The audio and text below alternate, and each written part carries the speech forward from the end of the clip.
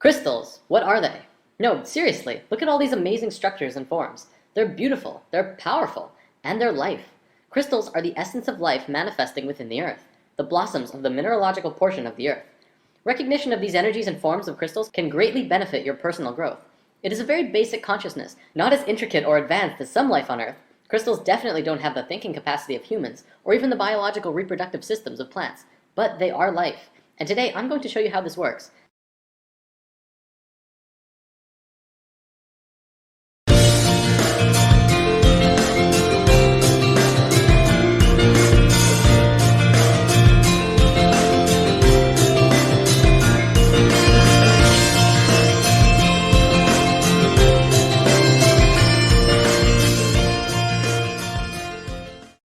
Crystals are defined as being a mineralogical body with a characteristic internal structure and enclosed by a symmetry of plane faces.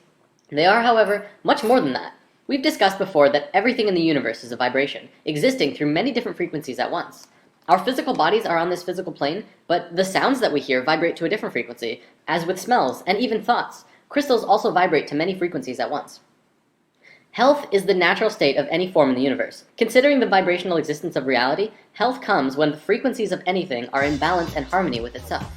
When patterns of energy are disrupted, we experience a state which we know as disease, which is a body that's not at ease. The resistant, discordant energy patterning is responsible for every negative symptom we experience, everything from headache to cancer. Crystals and gemstones have a vibration that is free of resistant patterns. They are among some of the structures in the physical dimension which have the most balanced, cohesive, strong, and intentional frequencies. Their unchanging physical structure is a reflection of their innate energetic pattern of balance and strength, which are incorruptible. In the physical world, you pick up a crystal and feel it as something separate from you that you're just holding. But on higher frequencies, you're actually interacting with that stone energetically. This interaction then causes changes to your structure and psychology through your own energetic systems. It begins a process of rebalancing the energetic structure of your body, and in a sense, can help you heal. Now, consciousness is of course the determining factor of if you are going to be accepting of these new frequencies coming into your being through crystals. I'm not going to say crystals will heal you, because if you fight them and are non-receptive to these frequencies, you will continue to create the disharmony within yourself. Ultimately though, crystals can be used to retune your whole being back to a state of harmony and flow. Crystals have been used and revered since the dawning of civilization. In fact, the Christian Bible refers to crystals over 200 times. Precious stones were used in the foundation of New Jerusalem. They were also used in the breastplates of Aaron, the Hebrew high priest. Crystals have been discovered in the ruins of Babylonia and in ancient tombs of Egyptian and Chinese rulers. This wouldn't be spirit science without some sacred geometry, though. Remember the 5 platonic solids? Science understands that all atomic patterns and molecular structures were based on these 5 forms. They create the forms that the universe manifests through. Well, here's the atomic structure of a beryl crystal. It's the flower of life, the creation pattern flowing through the structure of this crystal. Now, not all crystals are like that molecularly, but they are very geometric. There are 6 categories of crystals. Of course, there are lots and lots and lots of kinds of crystals, but no matter how many there are, they will always be in one of these categories: isometric, tetragonal, hexagonal, orthorhombic, monoclinic, and triclinic. For the most part, all of these systems are derived from the hexahedron, also known as the cube. One of the biggest things about crystals is that they can transmit frequencies. From a metaphysical perspective, we can transmit thoughts and emotions through crystals, but scientifically, does that make sense? Would you believe it if I said that pretty much all of modern computing technology was based on the living element of crystals? Consider the radio. The first radio was a crystal set. They would cut a piece of quartz crystal and touch a wire to it. The frequencies transmitted through the crystal. The quartz! That's right. The molecular arrangement, of course, is very stable and has a measurable frequency. And because of this, it can be used in basic technology. Nobel Prize winner Marcel Vogel discovered that crystals can be reprogrammed as silicon chips in a computer, and can also be programmed with the energy of consciousness. He discovered that when a person uses a computer, thoughts are transmitted into the computer by pressing on a keyboard. That information is stored in silicon chips via the medium of electricity. Thought is a form of energy which can be given direction through what we call intention. He concluded, due to this discovery, that crystals could also be programmed without the need for electricity, by using just thoughts as the informational energy. Another interesting find is that quartz is composed of silicon and oxygen, a combination known to geologists as the building block of all minerals. The living element within crystals is silicon. Science found in the 50s that silicon shows the same principles of life as carbon. Exactly 1 octave down on the periodic table from carbon is silicon.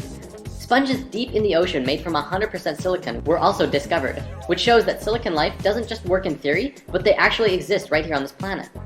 But get this, the Earth's crust itself is made out of silicon. It's 25% silicon, but silicon bonds with just about everything. So the Earth's crust is actually roughly 80% silicon compound. We're literally floating out in the middle of space on a giant crystal ball. The term Mother Earth never had so much meaning as now, as we learn that the entire planet itself is a conscious, living being. She's aware of you and everything going on her body.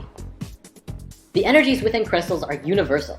Therefore, when you connect with a mineral and are open to receiving what it has to offer, and begin to play creatively through your higher self, you can contact and synthesize the energies from which the entire universe is comprised. This is why crystals are so powerful, and why they must only be used through the highest consciousness of the individual. Right intention during the use of crystals further serves to connect your personal energy with that of the crystal kingdom, helping you get to a place of love, of light, and the good of all. Although each and every one of us has an infinite power of the universe within the self, we as humans always like having that support from something external from us. Every crystal form has its own individual energy and its own personality. Each can be used in unique ways to assist one in understanding the nature of existence, or moving forward on our own life path destiny as we're consciously experiencing it. I feel that right now, as people are waking up, we're becoming more and more aware of our ancient knowledge and wisdom. Part of that information that is returning to us is the nature of crystals. I see crystals as being very monumental in the evolution of humankind. They could provide a lot of love, light, and insight for many who are struggling with their own inner demons in this coming time. Things are getting more and more intense, but it's also providing people with the opportunities that they need to raise their own vibrations and frequencies to a level of light and happiness. Healing has to come from within. I'm not going to say that if you just get crystals, you'll be happier or smarter or heal better. However, think of it like being with a close friend who really cares about you. They will provide their energy and attention to you to help you find yourself in this time of need. Crystals are like that. They will give you support if you allow them to, and open up your heart to the frequencies that they are emitting. So where can you get crystals? Well, there are several options. The easiest is probably just to find a local metaphysical store. There are usually at least one or two, if not more, metaphysical shops in every city. You can find tons of pocket stones, usually ranging from 50 cents to $2 or $3. Of course, the bigger and bigger crystals you get, the more expensive they become. If you're hunting for bigger gems to purify the frequencies in your house, it's always fun, and cheaper, to go gem mining. Some gem mines actually allow you to go in with a pickaxe and mine your own crystals, and others have sand and water mining as well. This is a really fun experience, and I highly recommend it for anyone who's exploring crystals. Also, I feel it's important to note that if you have crystals and you want to learn what they are, simply do a Google search for crystal properties. There are tons of sites on the web which provide information on the particular frequencies or personalities of crystals. Crystals and gemstones are one of the most powerful tools available for us in the physical dimension right now. And like all tools, the key to maximum utilization is to learn how to consciously implement the tool. If we consciously recognize that our own electromagnetic fields are impacted by the energetic quality of each crystal and gemstone, we would see that they create an alchemical response within our own bodies and psychology, which would allow us to use them as the powerful tools that they are. We could use them on a daily basis to promote health, awareness, growth, and evolution within ourselves and the multidimensional lives we lead. So how does one use crystals? Well, we're going to go into that next week. To wrap this video up, let's conclude with something really awesome. The 13 Mayan crystal skulls. What are they? What were they? What do they do? I'm going to share what Drunvalo Melchizedek has shared, but there's a lot of information available out there. Perhaps we can go into a full story another time. In a nutshell, 13,000 years ago during the fall of Atlantis, the Maya took their calendar and left Atlantis. During this time, they carved a large crystal skull out of quartz crystal and held a ceremony. One person who was trained and prepared would consciously drop their body and enter into the skull, where they would reside within for the next 13,000 years. Then, every 1,000 years, another ceremony like this would take place. The ceremony involved a being who had an understanding of everything humankind knew at that point, and then entering into the crystal and saving these memories within the skull. Kind of like the Mayans would hit file and save as every 1,000 years to preserve what they knew. Supposedly this year in 2012, they will hold a final ceremony with all of the crystal skulls coming together to reveal all of this ancient knowledge to the world and allowing it to enter our consciousness once more.